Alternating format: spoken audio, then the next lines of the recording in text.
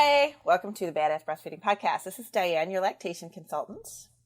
And this is Abby, the Badass Breastfeeder. And today's episode is brought to you by Fairhaven Health. The Milky's Nipple Nurture Balm is your organic and lanolin-free answer to sore or cracked nipples. And today's episode is also brought to you by the Family Wellness Summit 2020. It's a free 5-day virtual conference being held all online January 1st through the 5th. Registration is now open, and we will hear more about these things later on. But now it's Diane's turn. It is my turn. I am going to talk about who our review of the week is. And this is from Andrea Vest. She's forever grateful. Thank you for creating this podcast. I actually found your podcast when I was a few weeks into breastfeeding my first baby, born August of this year, at a time when I was considering giving it up. It wasn't as easy as I expected it to be, and I was looking for support. I've binged several episodes and have been encouraged over and over again to continue my breastfeeding journey, and have learned to love it. I often listen while I'm doing the dishes, and y'all have definitely made motherhood less lonely. Thank you for speaking truth and helping me overcome many obstacles with breastfeeding. Oh, congratulations. And You know what? Like, a lot of people don't love it in the beginning. It just... Oh, my God. No, what's to love? You expect it to... Yeah. You expect it to be something that it's not. Yeah, I mean, like, you know, yeah, it's like you see this stuff. It's like you give birth to a baby and you see these pictures of people like crying with joy. And like, I gotta tell you, like, I mean, with my home birth, I kind of like a little bit, my second birth, it was like a little bit more like less terrifying. But like that was not crying with joy. I was like traumatized, and then came home and I was traumatized. And I loved my baby, I guess. Like, you know, I mean, of course, that's like that's like what happens. And I wanted to protect him and all that. But like, oh my God, it's not, they do not tell you about that. No, they do not prepare you for all those feelings of just like, what is happening? Because you're like, there's all of this like stuff that you can talk about that's going on, but there's this whole identity transition that's going on too, that you are just nobody can prepare you for that. No. What it's going to be like to just, your identity to change to a parent.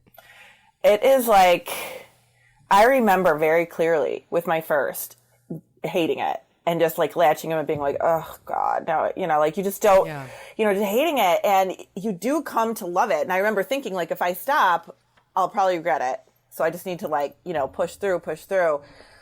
And, obviously we did. And now it's my career. But it's, it is not, nobody expects to hate it. Like nobody expects to not like it. Like you said, you see all these great things, oh my gosh, it's going to be so wonderful. I'm going to have this baby and I'm going to feel so great. And there's going to be love everywhere and birds are singing. And no, it's just not like that.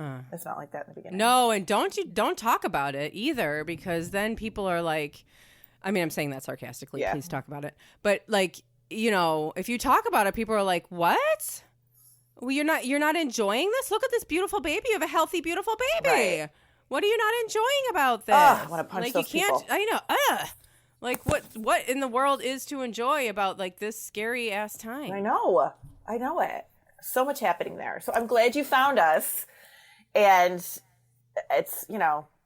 Yeah, we totally made your review about us. I know. Yeah, absolutely. It's. But thank you for your review, really, truly. But leave us reviews. We love to hear them so that we can go on tangents about them and basically just make our whole podcast about it. But yes, we do love to hear, how things have helped you, because, I mean, this is how people feel, and we want that out there. So thank you very much. And leave us reviews on iTunes or send us email or whatever works. And we'll put you on. We'll make you our review of the week. Yes. Are you ready for this episode? Yes, I'm so excited about this episode because I love to talk about this, and I'm constantly talking about it in all the episodes. So we should just make a whole episode about why your doctor is wrong, why he or she or they are just effing wrong. Mm-hmm. So let's do it. Let's do it. And I'll say this, I'll precursor this whole episode with, I have a pediatrician who has taken his, has decided that he's going to educate himself in breastfeeding and is very supportive of breastfeeding. But that is not very common. So people who are listening right now who are like, oh, this doesn't apply to me because I don't understand. My pediatrician is very supportive of my, breastfeeding. You're very lucky because that is not like the common experience. Right. And especially in the US. And I was going to kind of say the same little precursor, and I work with a lot of medical professionals, and some are absolutely amazing. They're very good friends. They are like, one of my doctor friends is on the United States Breastfeeding Committee board. Like, he's amazing. You can't get somebody who is more breastfeeding friendly than him. It is just, some of them really take that time to educate themselves on it because they don't get a lot of education on this in school. They don't get any, let's face it. Right. They might get like a round. They might get a couple of hours. And I remember talking to a doctor about this who, I can't even think of her name right now. But Dr. Jenny Thomas talks about this too, and she wrote a book. And there's a lot of doctors that are really open about it. They're like, we don't get this education. We don't get lactation education in medical school. Right. It's not a part of the curriculum. And nowadays they might be like, oh, we need to like be, go with the time. So you need to do like a round in the, in labor and delivery, whatever, for an hour or two. But that's all, guys. Like, that's all. Right. Like, when your doctor is talking about breastfeeding, they are not educated in this. It's just like anything else. Like, your doctor is not going to go on with you. They might, but don't listen to them. They might go on this big tangent with you about like, your baby's teeth. Or, like the dental stuff. Mm-hmm. They don't have that education. That's why they make dentists. That's why God made dentists. That's why God made dentists, and that's why God made lactation consultants. Because this is not a part of their curriculum. It's just not. It's not. And there's nothing wrong with that. And you can have, honest to God, a doctor that is, or a pediatrician or an OB or whatever, that is breastfeeding friendly, but that doesn't mean that they're breastfeeding educated. No, right. So, exactly. Or they could be breastfeeding supportive, but they might not be breastfeeding educated. That's okay. Right. Like, exactly. That's like my pediatrician. He's like, he's very supportive of it, but I can even tell some of the things that he says. I'm like, yeah, I'm not listening to you because you don't know what you're talking about. And it's wrong. Like, actually, my pediatrician is wrong too. He's very supportive, and he's like, go see a lactation consultant or whatever. But yeah, they're not educated in this. It's just not a part of the curriculum. And your doctor did not go to some special school where they had a lactation curriculum in lactation education in the curriculum. It's not a part of it at all. Yeah. But they can, like Dr. Jenny Thomas is like, she's a doctor, and she actually writes in her book, I can't think of the name of the book right now. She talks about how like she was like at this conference with lactation consultants, and these people knew all the stuff that she didn't know, and she was like, how come they know so much more than I do about this? And then she went on to become an IBCLC because she was just like, I need to know this. It's a physiological function of the human body. I don't understand why it's not educated. But you know what? So is a lot of things. I mean, doctors have, especially a pediatrician has, special training in like pediatrics. Mm-hmm. We think of doctors as like being all knowing about everything about the body. No, this is a reason they're specialists. They don't know every last thing about everything. If you have a problem, if you go to the doctor and like, oh, it looks like you might have some gastrointestinal issues, they'll send you to a gastrointestinal doctor. Yes. Somebody who's got that specialty. But they won't send you to a lactation consultant most of the time. No, they won't. Like, they'll just like, oh, just give them formula. It's really crazy. And, that's like a very, and it sounds like a blanket statement, but honestly, this is what a lot of doctors are telling people. And you have a couple of stories. Yes. Yeah. I was actually just looking at them. Let's hear some of these stories. These are examples. And I really, really, really want to stress how common this is. This is not one freak occurrence that Dianne came across. This is every day. Yeah. And there's like, I could probably inundate Abby's text messages with all the ridiculousness that I come across. And sometimes it's ridiculous, and sometimes it just pisses me off. And there's two of those that I'm going to talk about right now. And that's how this episode came up this week, because I was like texting you with like, oh my, I can't even deal with what this mother just told me. You know, like, and that's, but it happens all the time. All the time. And it's because, and it's just because they don't know. And what they should be saying is you need to see a lactation consultant, but they're not. Right. So this first one was actually from an OB, and it didn't have to do with breastfeeding, it was birth. But thankfully, this mother was, you know, listened to her own gut. But I saw her the other day. It was her fourth baby, vaginal birth, fourth baby. And all her babies have been big. And her first pregnancy, they were trying to get her to have a C-section because the baby was too big, which, by the way, is against ACOG guidelines, unless the baby is like over 11 pounds. And how do you know that until you have the baby? But regardless, that's a different episode for a different day. She was telling me that when she was pregnant with that first baby, they were trying to get her to schedule a C-section, and she didn't want to. I don't blame her, right? She didn't want to. And the doctor said to her, why don't you want to schedule a C-section? They're natural. What? What? You know, and she was like, no, you know, and she goes, and she had it right out. She's like, he wanted to control the situation. And I'm like, you're right. He did. And she went on to have a vaginal birth. But she said, what if I had done that? I would have had 4 C-sections. And quite honestly, that's life-threatening. That is life-threatening. And OBs are surgeons. Right. That's their training, is surgery. And I don't think people really understand that. This is not like a natural birth educated and birth doctor. They're surgeons. And so she's right in the fact that he wanted to control the situation. And he wanted a situation where he felt comfortable. Right. You know, because that was his training. That's what he does. That's where he feels comfortable. So for him, it was natural to have a C-section. That was perfectly natural for him, but it's not a natural process. Right. And listen, if you had a C-section, if you want to schedule a C-section, if you just don't flat out want to have a natural birth and you don't want to be a part of that and you want to schedule your C-section, that is fine. All power to you. This person is sitting here saying to his face, I don't want this. And he's pushing this procedure on her that is not needed. Right. And telling her it's natural. That's not it's a surgery. Okay. Right. No, not at all. I mean, it's just, no, not at all. So that was the first one. I was just like, that's crazy. So the second one was a situation where a mom, I did not see this mom, but she was a patient at an office that I know of, and decided she had her first baby and decided not to breastfeed, which, you know, that's her choice. She decided not to breastfeed.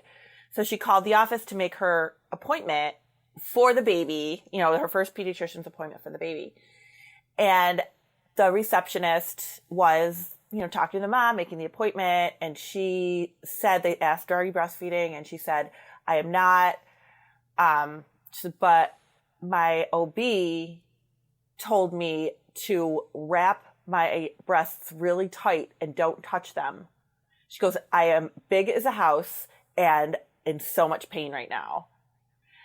And I was like, and they came, you know, the receptionist told me that, and I was like, oh my God, that is horrible, horrible advice to give somebody. So she didn't want to breastfeed. And so the doctor told her that in order to stop milk production, right? Right. That was the purpose of that, is to stop, in order to stop, you don't want to breastfeed, so you don't need the milk. So in order to dry it up, wrap your breasts as tight as you can. Right. Oh my God. Like that's like guaranteed massive infection. It is, and discomfort and psychologically, the hormonal aspect of that, I don't even want to wrap my head around, because of those hormonal changes are so significant at that point. But what awful advice to tell this mother. That's dangerous. It is. And that is a great example of being uneducated in this field. Yeah, because that's something you hear, actually. Yeah. You know, like, you know, if you want to wean, or if you want to stop milk production somehow, you know, wrap your breast tight and the milk will stop. Yeah. The milk will stop it'll stop coming. Yeah. I also heard, somebody told me recently that they asked their pediatrician about weaning their 18-month-old. And the doctor said, well, it's just going to be a couple weeks of tough love and that's it. Oh. I was like, oh. That sounds like medical advice. Yeah. Right? Yeah. Well, isn't that what you just say? No, that's not what we say. No, we don't tell a mother to do tough love. I mean, there's just, you know. And in doctors' offices across the country, maybe the world, I'm just going to talk about the U.S. because I don't know about the rest of the world, although I think in the Western world there's a lot of misinformation. People are being told all of these crazy things, and the fact that we don't, you know, there's some things that like would wow even us, you know, like here, but like every single day that people are giving birth in hospitals, not all hospitals. I understand that some people have really great experiences in hospitals, and there's breastfeeding supportive hospitals, or just, you know, choice, whatever your choice is, will support you hospitals. Mm-hmm. But most of the time, like for me, I think my experience was extremely common, where it was like, okay, well, you were induced, and since you were induced, your milk is not in yet, and your baby's hungry, and so you need to supplement with a little bit of formula, and then, you know, your milk will come in, and then, you know, it's fine, everything's fine, just go home.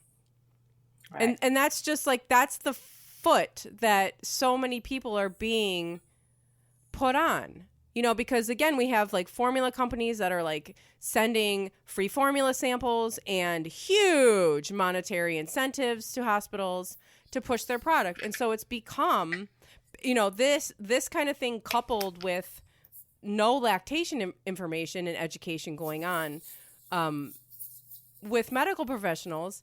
We have this of just, you know, just this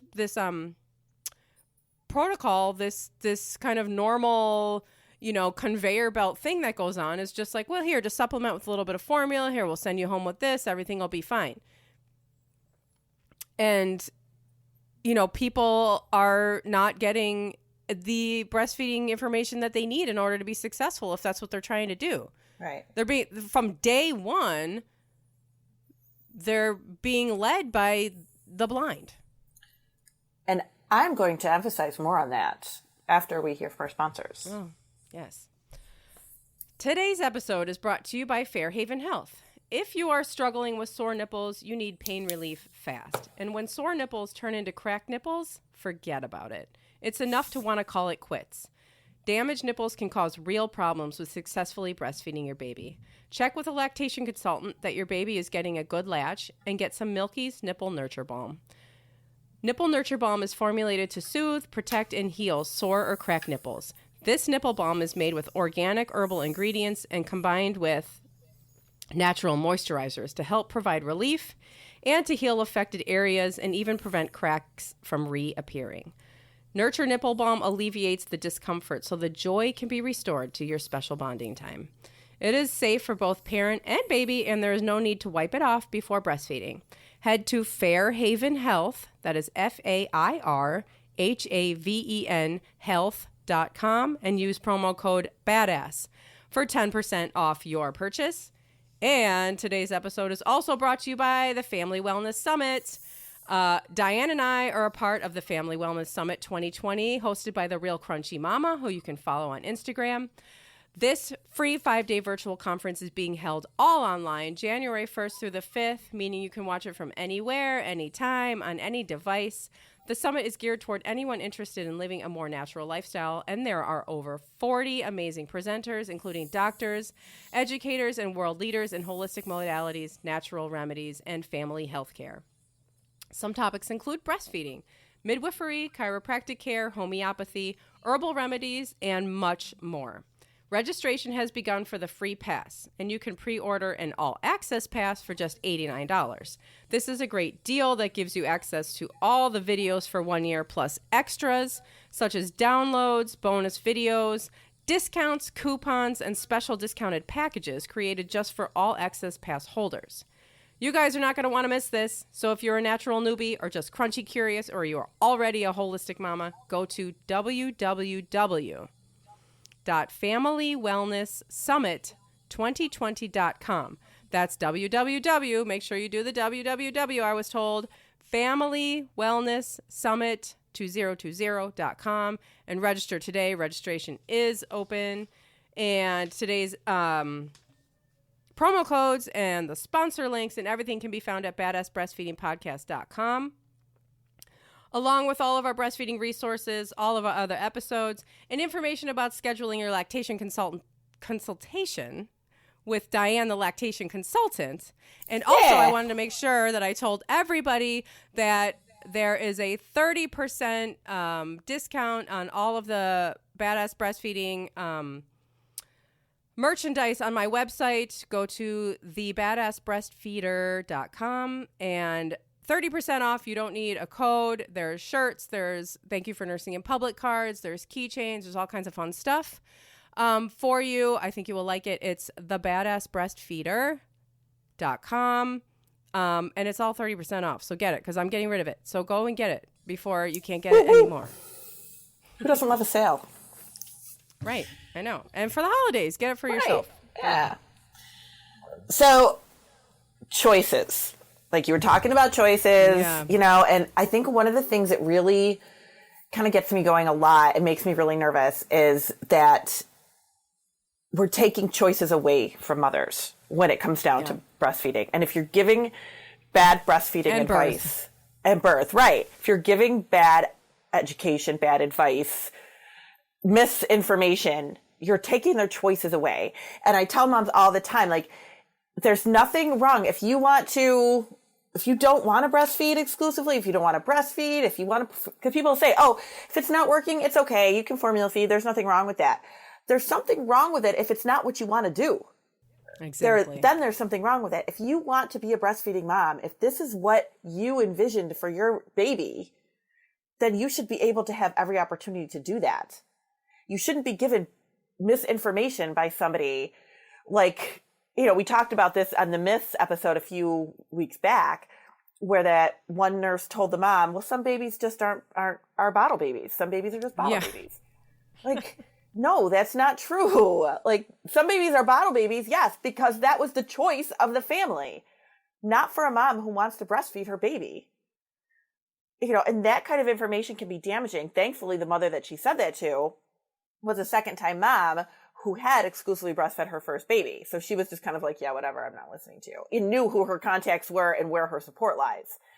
If you say that to a mother who is a brand new first-time mom struggling already, there you go. You're done. You're lost.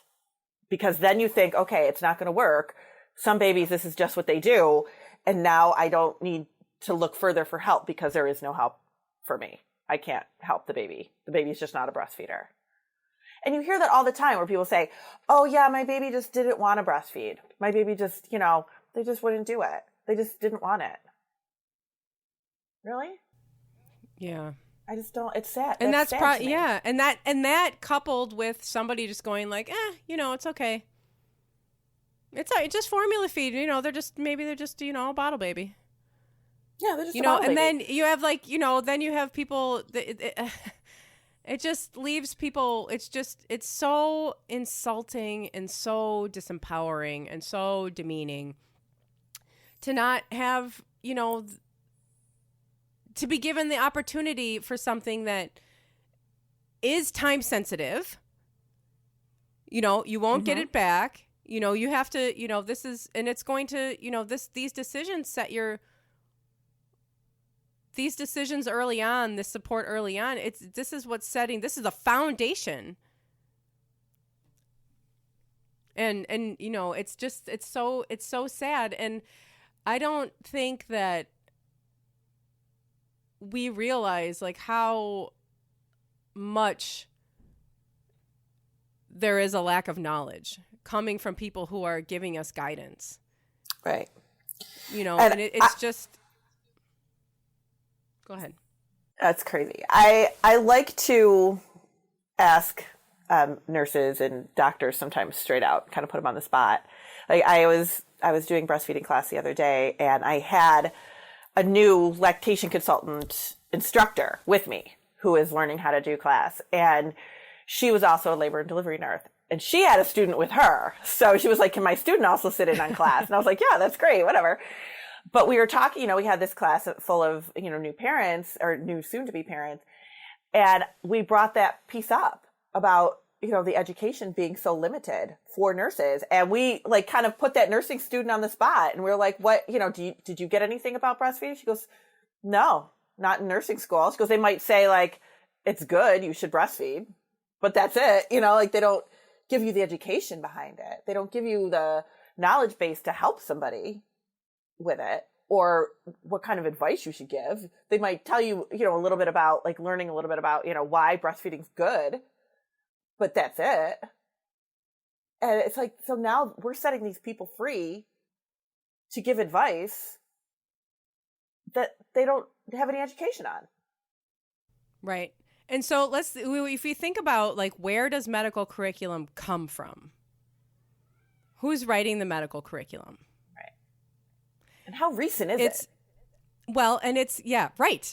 It's old, and it comes from companies that have stake in, formula. Mm-hmm. So it's not in their best interest to be spreading all of this breastfeeding information around. I remember, and it's talking about Dr. Jen again, but in her book, she was talking about how she was around all these lactation consultants, totally floored by how they knew so much more than she knew. And she said, I could tell you every single ingredient in formula off the top of my head, but I couldn't tell anybody anything about breastfeeding. Oh my God, that's unbelievable. This is what they're taught. They're taught about formula. It's just like that OB that is a trained surgeon. That's their comfort zone. Doctors are trained. They're trained in formula use. Mm-hmm. They're trained to use this skill, to use that knowledge, so that's where their comfort zone lies. And I do think that things are changing. And I think that people are becoming more aware that people should have choices. And if you want to breastfeed, we need to provide this support. And then, so what you want then is just like somebody who comes in to their office where they might suspect somebody has cancer, they would refer them to a specialist. When somebody comes in, well, and I'm going to change what I'm saying in a second. When somebody comes in, they should be referring to them to a lactation consultant. And I'm going to change that to whenever anybody is pregnant and wants to breastfeed, they should be automatically assigned a lactation consultant. Just like they're automatically assigned a doctor to help them a doctor or a midwife to give birth. Right. This should be this should be not even a choice. It should just be oh, you're going to breastfeed? Okay, we're going to get that person on board on this team. Yeah. It should be part of yeah. But everything. It should not be a choice. If you want, breastfeeding is obviously a choice, but to get the support should not be a choice. You shouldn't have to be banging down doors and lost at your house. You shouldn't have to be all of this. But there's not the incentive. There's no incentive for the big, governing forces. No. To provide that to anybody. And that's why we're sitting here with our teeny tiny podcast, with our, our little lactation consultant, businesses, and fighting from the bottom up. Yeah. Grassroots, man. This is what it's all about. Because it's not going to, the whole, the $1 trillion forces at work here they're not going to give up anytime soon. Oh. It is, and it's a lot of it, is about being able to control so much. And with breastfeeding, you can't control that, you know, and you hear that so often from families where they're like, I can't see what's going in. The doctor wants to know exactly what the baby's getting. So they said I should just pump the milk and do it that way because we can't see what's happening. And I'm like, you don't need to know. You know, that's not information you need to know. But they want to be able to say, okay, the baby is getting this much milk. And we can only do that by bottle feeding, right? Like that's the only way to do that. Right. There's all kinds of, it's all comes back to the fact that they just don't know. Right. That's what it comes down to. They just don't know. They're not like, ooh, I'm here to trick you and try to push formula on you. That's not what your doctor is doing. That's not at all what I'm saying. That's coming from way above your doctor. Yeah. Your doctor wants to help you. Your doctor also, I don't want to end this episode without saying your doctor is also extremely valuable resource to you.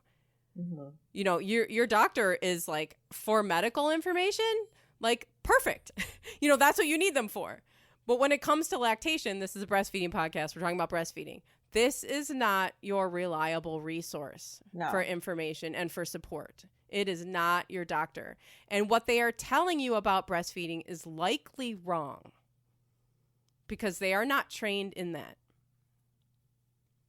And it comes down to just opinion, cultural norms and opinion. Right. Which we all know is wrong.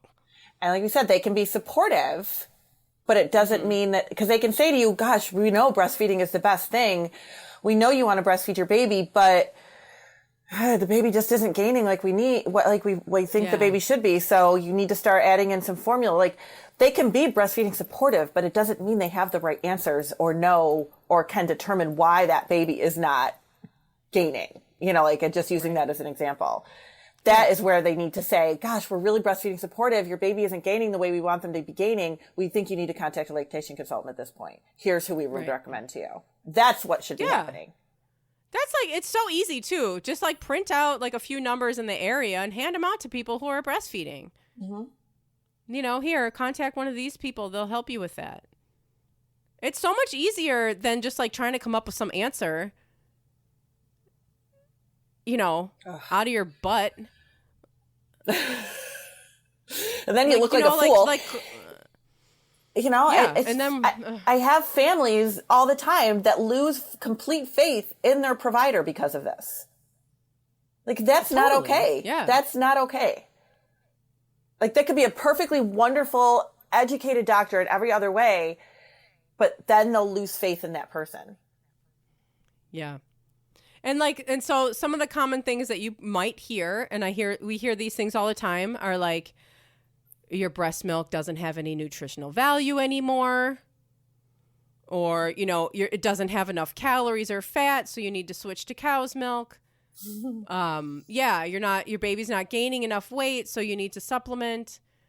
These are really, really common things that people are told. Your milk, you're not making enough milk, so you need to supplement. Right. You know, these are just super, super common things that are being put into people's heads from their doctors. Yeah. And it does not look bad on you if you question it. You know, you can question this. Don't just blindly go, oh, the doctor said that I'm not making enough milk, so that must be what's happening. Ask the questions. You know, ask that. Why? Why do you think that? Why do you think the baby's not getting the milk? Why do you think I'm not making enough milk? Why do you think that, you know, this is happening? Why do you think the baby's not gaining enough? Why do you think, how much weight should the baby be gaining? How much weight do you think the baby should be gaining? You know, like there's questions you can be asking. You don't have to take it for, you know, point blank as, oh, okay, I'm not doing a good job. So I just, you know, need to stop. Yeah, you can also smile and nod and go home and call a lactation consultant and say like, okay, I hear your concerns. I'll get a lactation consultant on board to help me with that. You know, they work for you. Your doctor works for you. This person does not have this imaginary authority control over you and your baby. They are working for you. And so if they're giving you information that you're questioning or you think is not helpful, then fire them.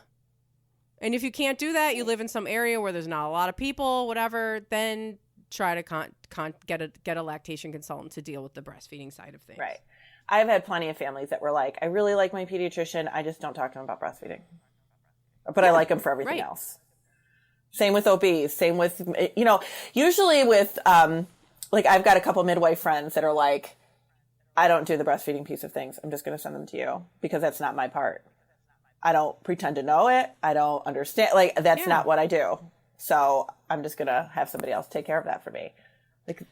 You can't respect that anymore. That's... Yeah. Right. Exactly. That's exactly what should be happening, because that's exactly what would happen if somebody came into the office that was having a problem that was outside the scope of that doctor's specialty, like cancer. Right. Broken bones. You wouldn't expect you wouldn't expect your primary care doctor to be like, okay, so you have this kind of cancer, and so we're going to get you on this kind of chemo treatment. Like, what? That doesn't happen. Your doctor is like, we're going to get, I'm going to refer you to a specialist. And that's how it goes with everything. Yes. Else, except for lactation. Then it's just like lactation is so looked down on and so, dismissed. That's when, your needs are just become so dismissed. Like, oh, breastfeeding problems, we'll just give formula, whatever. Right. Yeah. What's wrong with that? There's nothing wrong with it. Nothing. People get so defensive. Except when you want to breastfeed. Right. Right. Except when you want to breastfeed, then there's something wrong with it. Right. My goodness. Now we're all fired up. I got to go on about my day. All mad. It really... Okay, so hopefully we didn't offend too many people with this, although this is the truth, and, what we're trying to do is advocate for you guys. And if you have any experiences, with some things that your doctor said or questions you had, that your doctor told you, let us know. Yeah. Or even you know what? We would love to hear situations where if you did advocate for yourself, how you did that, because that's a hard thing to do. It really is. And there's nothing wrong with standing up for yourself and then being able to share that with others too. And maybe encouraging other moms to do that as well. Absolutely. Yeah. Yes. Yeah. I know. I think that people that do, I hear this a lot from, I know we're way over, but I hear this a lot from people who are breastfeeding in public and they get harassed or something. And then they fight back and they go through all of these steps of fighting back and make this change. And I'm like, I need to tell your story on my social media so that everybody else can see this, because this affects everyone. Sharing your story and people will be empowered to do the same thing if it happens to them. Absolutely. So send us your stories. Well, we can do a whole episode on that. Oh my God. Yeah, that would be awesome. The breastfeeder fights back. Yes. Let's do it. Let's do it, people. Send us your stories. Get on it right now. Everybody go type something up. Right now. Start typing. I know. Put your baby down. Give him a pacifier. Listen to the last episode for that. But thank you for listening. And we'll see you next time. Bye. Bye.